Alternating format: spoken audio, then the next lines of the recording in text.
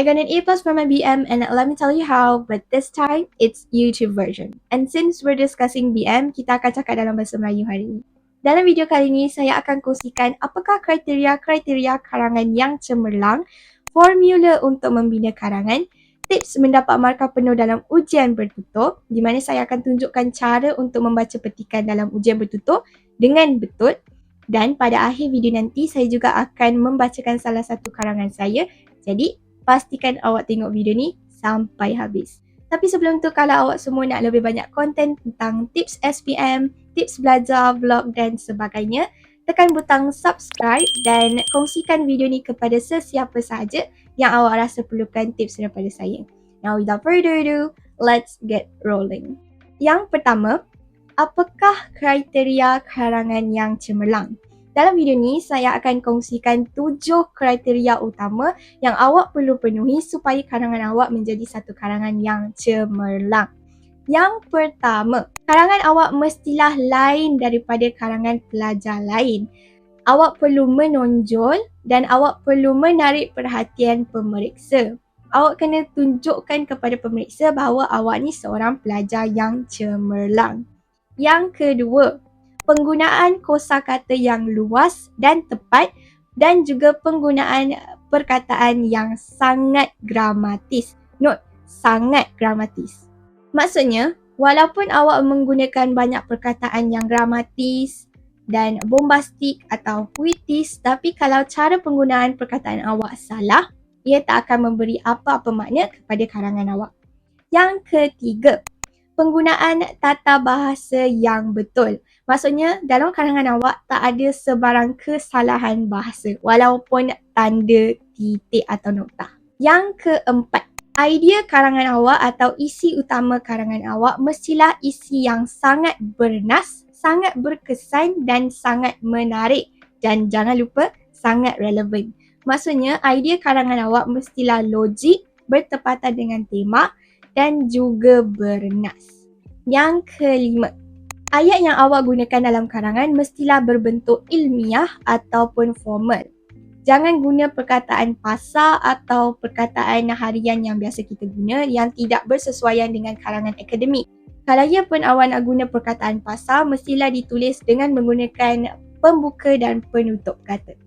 Yang keenam, karangan awak mestilah mengikut arahan. Contohnya, jumlah patah perkataan mestilah antara 350 hingga 500 dan mengikut format yang betul. Contoh, kalau awak tulis karangan syarahan, mestilah ikut format karangan syarahan. Kalau awak tulis karangan surat tidak rasmi, ikut format surat tidak rasmi dan sebagainya. Kriteria yang terakhir, karangan awak mestilah menjawab soalan. Kadang-kadang kalau kita tengah syok sangat tulis karangan, kita tak perasan yang topik kita tu dah ke laut. So, cadangan daripada saya, setiap kali awak habis satu perenggan, baca balik soalan dan ulang sampai habis supaya tak ke laut. Tips bonus, elakkan penggunaan perkataan dan sebagainya. Contoh ayat. Antara makanan tradisional di Malaysia ialah ketupat, rendang dan sebagainya. Instead, berikan 3 contoh terus. Antara makanan tradisional di Malaysia ialah ketupat, rendang dan nasi lemak. Noktah. Tips kedua. Ramai orang akan tanya macam mana kita nak bentuk ayat yang ilmiah, macam mana kita nak bentuk ayat yang formal. Banyakkan tengok berita. Contoh, Buletin TV3, Buletin TV9. That's one of the best way to learn how to bentukkan ayat ilmiah. Ataupun lagi senang, baca buku teks if you want to. Next, formula untuk membina karangan. So, formula membina karangan yang saya akan kongsikan hari ini ialah formula Tohu Cokep. Cara guna, To untuk ayat topik, Hu untuk ayat huraian, Co untuk ayat contoh, Ke untuk ayat kesan dan P adalah untuk ayat pengajaran, ayat penegas, peribahasa atau penutup kecil atau semuanya.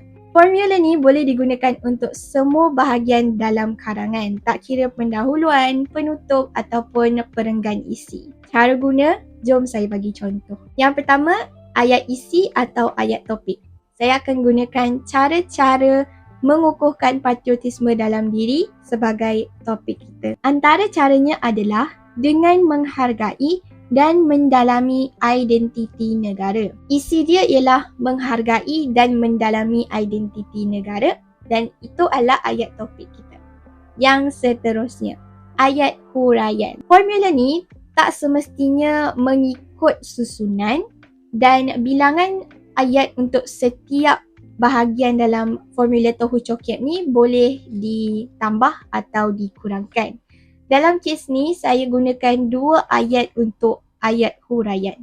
Ramai yang mempersoalkan identiti negara kita, namun hanya segelintir yang dapat menjawabnya. Bahkan, terdapat segelintir masyarakat Malaysia yang tidak lagi menghormati identiti negara kita. Itu ayat huraian. Yang ketiga, ayat contoh. Contohnya, mereka membakar bendera, menghina institusi beraja dan mengotorkan atau merosakkan lambang negara. Itu ayat contoh. Seterusnya, ayat pengajaran. Ingat, formula Tohu Cokiat tak semestinya digunakan mengikut turutan dan bilangan ayat yang digunakan untuk setiap bahagian pun boleh ditambah dan dikurangkan. So, selepas ayat contoh, saya boleh bagi terus ayat pengajaran. Seharusnya, sebagai rakyat yang bertamadun, kita haruslah menghargai identiti negara yang menjadi simbol kedaulatan negara dengan mengetahui maksud warna-warna pada jalur gemilang dan jata negara. Seterusnya, saya berikan ayat kesan. Pengetahuan terhadap identiti negara bukan sahaja dapat menonjolkan semangat patriotisme dalam diri, bahkan menunjukkan bahawasanya kita merupakan rakyat yang setia kepada tanah air. Dan sambungan bagi ayat tersebut saya berikan satu peribahasa. Bak kata pepatah, di mana bumi dipijak, di situ langit dijunjung.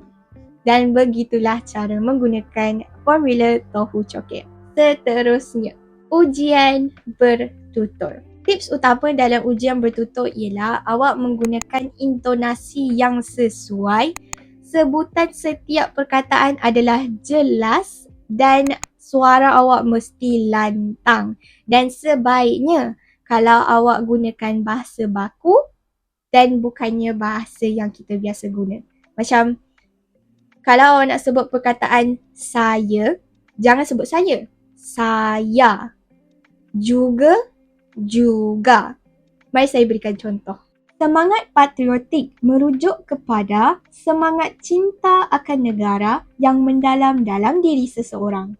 Sebenarnya, terdapat banyak cara yang boleh dijalankan untuk meningkatkan semangat patriotik dalam kalangan masyarakat di negara kita. Satu daripada caranya adalah dengan memberikan penekanan tentang proses pemupukan semangat patriotik dari bangku sekolah lagi. Perkara ini membolehkan semangat patriotik sebati dalam diri pelajar seperti kata peribahasa Melayu, meluntur buluh biarlah dari rebungnya. Contohnya, mengadakan program seperti sambutan Hari Kebangsaan peringkat sekolah, nyanyian lagu negaraku semasa perhimpunan dan sebagainya. Sekiranya semangat patriotik dapat dipupuk sejak kecil, sudah tentulah semangat patriotik akan terus diamalkan dan dikekalkan hingga dewasa. Tambahan pula, amalan ini penting kerana kita dapat melahirkan masyarakat yang sentiasa cinta akan negara dan tidak melakukan perkara-perkara yang akan memburukkan nama negara. Awak akan perasan intonasi dan cara sebutan saya sangat berbeza dan suara awak mestilah lantang dan jelas. Baru dapat markah penuh. Dan yang terakhir, contoh karangan. Pada era globalisasi dan kemodenan ini, semangat cinta akan negara dan bangsa semakin luntur dalam sanubari anak muda. Mereka sudah tidak mengenal erti cintakan tanah air dan berjuang untuk ibu pertiwi.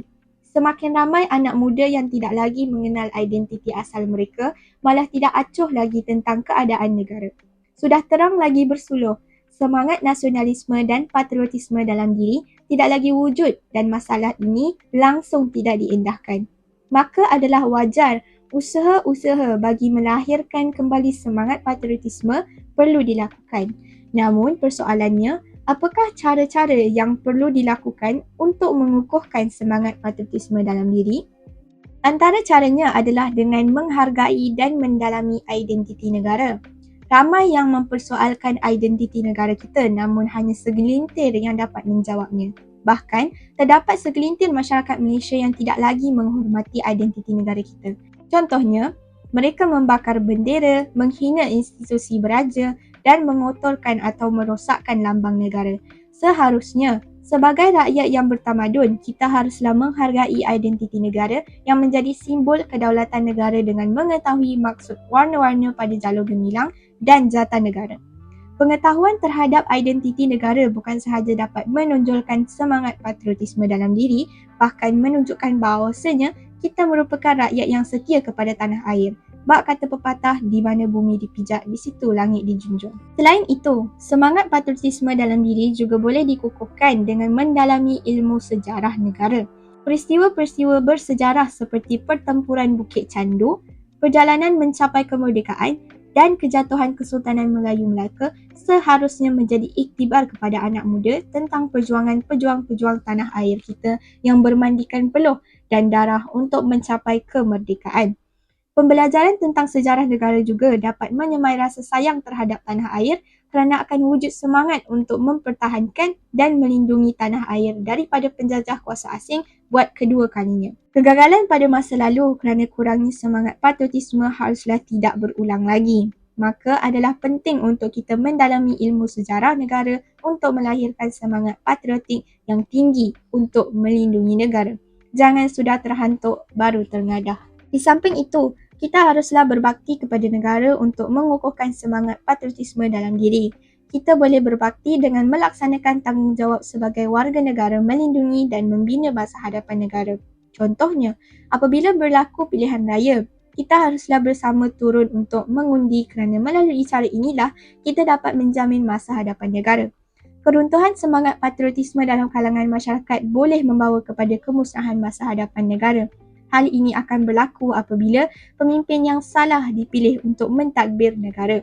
Maka, walaupun kita tidak lagi hidup di era peperangan, namun adalah menjadi kewajipan kepada setiap warga negara untuk berbakti kepada negara kerana negara kita, kita yang punya. Akhir sekali, kita boleh mengukuhkan semangat patriotisme dengan menyertai pertandingan antarabangsa. Apabila menonton perlawanan antarabangsa di kaca televisyen, bahang untuk mencapai kemenangan bukan kepalang. Jadi, bayangkan sahajalah jika kita sendiri yang naik ke atas podium sambil mengibarkan jalur gemilang di tangan. Alangkah indahnya rasa menjadi juara buat negara. Sudah jelas, dengan menyertai pertandingan antarabangsa, kita dapat mengukuhkan semangat patriotisme dalam diri. Kita dapat membayangkan rasa bangga dalam diri apabila berjaya menjulang nama Malaysia ke persada dunia. Maka adalah penting untuk kita menggalakkan diri untuk menyertai pertandingan-pertandingan antarabangsa kerana bukan sahaja dapat mengukuhkan semangat patriotisme, bahkan dapat mengharumkan nama negara. Konklusinya, sebagai warga negara yang cinta akan negara, kita sewajarnya menitik beratkan pengukuhan semangat patriotisme bukan sahaja dalam diri sendiri, bahkan kepada seluruh keluarga Malaysia. Kerana siapa lagi kalau bukan kita yang dapat menjaga keharmonian negara. Janganlah kita menjadi seperti enau dalam beluka melepaskan pucuk masing-masing. Sebaliknya, marilah kita bersama-sama bangkit dengan semangat patriotisme yang membara, saling berganding bahu melindungi dan menjaga nama baik dan keharmonian negara agar berkekalan sehingga generasi akan datang. And that's that. Thank you so much for lending your ears and your time for me. If you want more videos and more content from me, make sure to subscribe to this channel and set your notification into all so that you won't miss any future uploads from me. Comment down below which subject should I do next. And that's all. Thank you and Assalamualaikum.